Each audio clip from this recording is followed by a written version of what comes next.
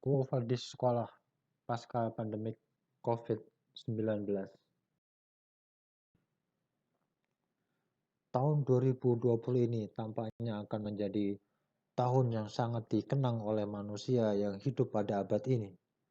Kita mengalami suatu kondisi yang belum pernah kita alami seumur hidup, yaitu ketika rotasi bumi seakan sedang bergerak melambat, ekonomi tiarap bahkan nyaris berhenti, dunia lebih sunyi, dan memang orderan semakin sepi. Akibatnya, dompet lebih tipis. Dengan keprihatinan dan empati yang mendalam, kita menyaksikan berjuta pekerja di PHK di tanah air. Berita hari-hari ini menyebutkan bahwa tidak kurang dari 1.300 perusahaan tutup di Jakarta saja.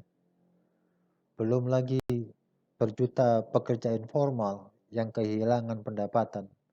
Tukang becak, sopir angkot, pedagang keliling, tukang cukur, tukang gali.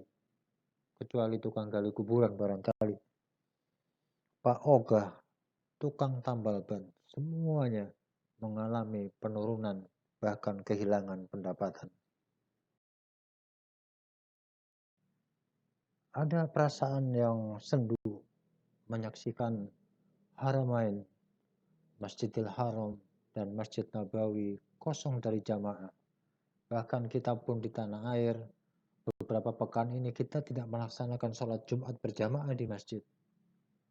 Sekalipun ada kabar baik bahwa tingkat polusi di seluruh dunia mengalami penurunan sehingga langit terlihat lebih biru. Kapan lockdown ini akan berakhir? Sampai kapan kondisi yang tidak normal ini akan berlangsung? Itulah pertanyaan yang sekarang ini sering mengemuka. Jawabannya Allahu a'lam. Tidak ada yang bisa mengetahui dengan pasti.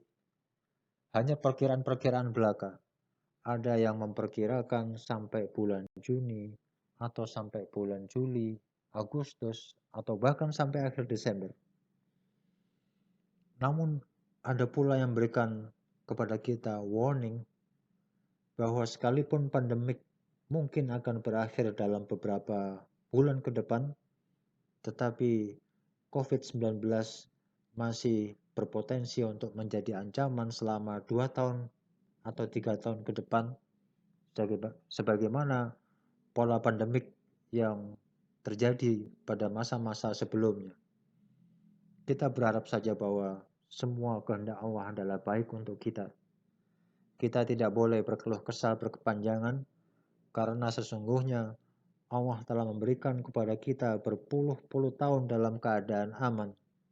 Mungkin saja kita tidak lulus dengan cukup baik ketika menghadapi serangkaian ujian dalam bentuk masa-masa yang aman. Dan pada saat ini Allah memberikan kesempatan kepada kita untuk mengikuti ujian dalam bentuk yang lain agar kita dapat lulus dengan memperoleh hasil yang lebih baik. Pertanyaan berikutnya adalah, apakah setelah lockdown ini berakhir, kehidupan akan kembali normal seperti sebelum pandemi? Mungkin jawaban pertama adalah iya, semua akan kembali normal seperti semula. Jawaban yang kedua, iya, sebagian akan kembali normal, tetapi tidak semuanya. Dan jawaban yang ketiga adalah never. Kehidupan tidak akan sama seperti sebelumnya. Pandemi global ini semestinya akan melahirkan new ways of living, nilai-nilai baru, prinsip-prinsip baru, budaya baru, dan kesadaran baru bahwa dunia ini menghadapi sejumlah ancaman, tidak hanya ancaman perang nuklir ataupun perang dagang, tetapi juga kita hidup berdampingan dengan makhluk kecil tak kasat mata, yaitu virus corona.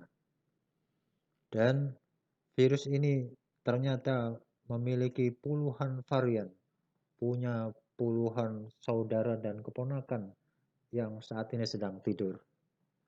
Hanya satu saja yang terbangun di Wuhan Desember 2019. Tak bisa kita bayangkan jika pada saat yang bersamaan dua atau tiga keponakannya terusik dan menggeliat bangun. Naudzubillah min dzalik. Untung pula bahwa virus corona yang menyebar tahun ini tidak berbarengan dengan virus yang lain, yaitu virus internet. Dunia menghabiskan bermiliar dolar untuk menanggulangi dampak COVID-19. Pemerintah Indonesia menyiapkan dan menggelontorkan 400 triliun rupiah. Masyarakat pun menanggung beban finansial yang tak terperi, apalagi warga yang tak punya pendapatan, tak punya tabungan, dan tak punya aset. Sungguh merupakan harga yang terlampau mahal jika sesudah pandemik ini kita sekadar kembali sepenuhnya kepada kondisi normal seperti sebelumnya, tanpa mengambil pelajaran dan tanpa kehendak untuk menjadi jauh lebih baik. Maka dunia bersiap untuk mengambil pelajaran dan merancang masa depan yang berbeda, yang lebih baik. Setiap negara mengambil pelajaran dan merancang ulang merevisi cetak biru. Setiap individu juga mengambil pelajaran, memperoleh kesadaran baru, dan bertekad untuk menjalankan hari-hari di depan dengan lebih baik. Terlebih lagi, orang-orang yang pernah merasakan atau pada saat ini sedang merasakan menjadi ODP, orang dalam pemantauan, karena misalnya pernah kontak dekat dengan positif corona, atau sedang menjadi suspek, atau bahkan PDP, pasien dalam pemantauan, atau bahkan pada saat ini tengah menjalani perawatan diisolasi di rumah sakit. Beberapa pasien yang telah sembuh menyampaikan testimoni hari-hari yang krusial di dalam ruang karantina, di dalam ruang isolasi. Setiap hari suhu tubuh dicek,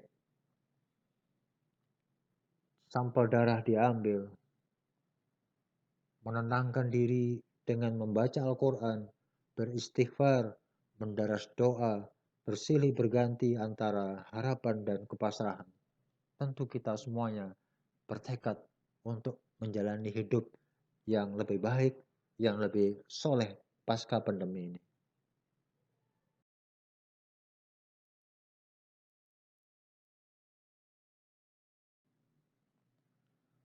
Maka sekolah kita pun layak untuk mengambil pelajaran. Karena sepanjang pengalaman kita dalam dunia pendidikan, baik sebagai murid ataupun sebagai guru, baru kali inilah kita mengalami sekolah dan pesantren tiba-tiba mengalami lockdown dari bulan Maret mungkin sampai Juni, sampai Agustus, atau sampai Desember. Mungkin hanya tahun ini saja, 2020, atau wallahu alam apakah akan ada pengulangan pada tahun-tahun yang lain.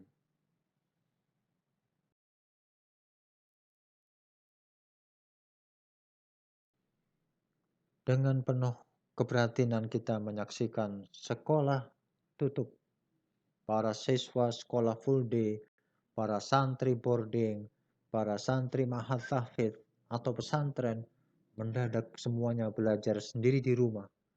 Komunikasi antara guru dan murid dipantau dari jauh melalui internet. Semua siswa sekolah full day, semua siswa boarding, santri pesantren, semuanya belajar secara mandiri di rumah, dibimbing oleh orang tua. Dipilih beberapa mata pelajaran tertentu saja. Memang pada awalnya mungkin kurang efektif, tetapi insya Allah seiring dengan berjalannya waktu, akan menjadi efektif pada masa-masa yang akan datang. Para siswa, para santri belajar sendiri di rumah melalui YouTube, melalui video, membaca buku-buku, mengerjakan tugas sendiri. Kondisi ketika para pembelajar tidak belajar di sekolah ataupun di kampus mengingatkan saya akan gagasan yang mengemuka pada awal tahun 80-an di kampus-kampus pendidikan, yaitu gagasan tentang de-schooling society yang di-trigger oleh terbitnya buku tulisan Ivan Illich dan kemudian diikuti oleh pemikir agak ke kiri-kirian dari Brasilia, yaitu Paulo Freire.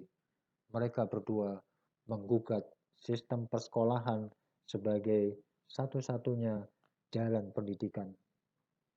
Sebetulnya, gagasan ini bukanlah gagasan yang orisinal dari Ivan Illich ataupun dari Paulo Freire, karena keberadaan sistem pendidikan persekolahan yang nyaris sebagai satu-satunya yang paling dominan mengalami gugatan dan dipertanyakan karena sekolah-sekolah mengalami surplus teori dan defisit yang akut tentang praktek dan experience.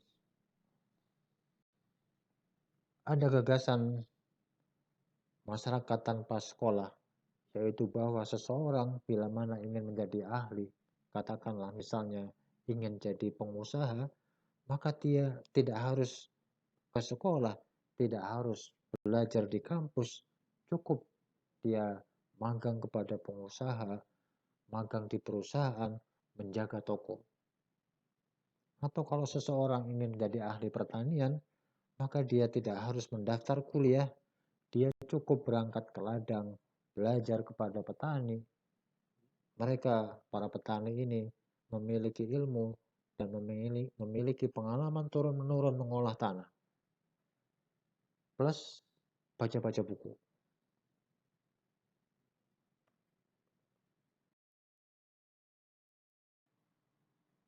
Ya, membaca buku tetap penting, mempelajari teori tetap penting. Tetapi dengan experience yang panjang, dia akan mendapatkan hadiah, yaitu skill. Dan yang kedua, dia akan mendapatkan bonus yang juga sangat penting, yaitu sense of business, dan tangan yang dingin untuk bercocok tanam.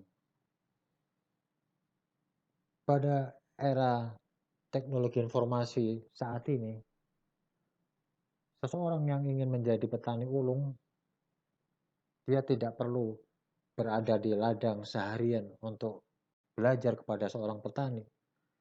Dia bisa membagi waktunya menjadi 4. Yang pertama, dia membaca literatur, baik berupa buku maupun e-book. Yang kedua, dia bisa bersama dengan petani di ladang untuk belajar langsung. Yang ketiga, ada berlimpah video tutorial, misalnya modern farming tutorial. Dan yang keempat, bila mana dia sudah jenuh, dia bisa bersenang-senang dan memainkan farming game untuk mengasah kepekaannya.